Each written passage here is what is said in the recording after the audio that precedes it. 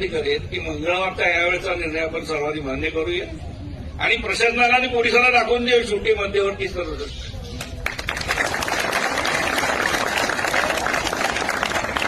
प्रत्येक मंडळाच्या कार्यकर्त्याला आंबेडकर पुतळ्याजवळ 15 काय 20 मिनिटाची आपण वेळ देऊ. पण एक विनंती राहील, 11:30 म्हणजे 11:30 वाजता आपण या. 11:30 फार 15 मिनिटं झाले की पुढे नाही काय. हा विचार करा ना, माझाच बांधव पुढं, माझाच भाऊ आहे पुढं, मी जातो पुढं, त्याच्यानंतर तू ही भूमिका प्रत्येक मंडळाने स्वीकारणं गरजेचं. आता झालंय का, मी 4 पोरं घेतलं की मी उठा कोण येते बघतो मी तुझा. बघायला आम्हाला बी येते की आता बिगर चष्माचे या वयात बघतो मात्र त्या वयात कसं बघत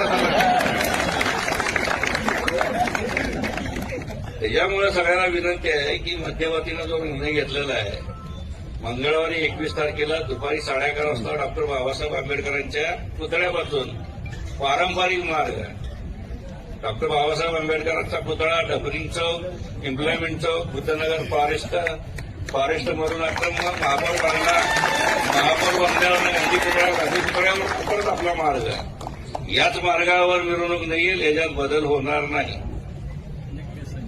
आणि जी आपण सुरुवात केलेली आहे डीजे जी आता चाललंय ना, आपण रमायला सांगितलं होतं, एक बेस एक टॉप क्लिअर साऊंड. आजही तीच भूमिकेवर मध्यवर्ती ठाम आहे. प्रशासनाला आम्ही सांगू, एक बेस एक टॉप क्लिअर साऊंड हे आम्ही लावणार.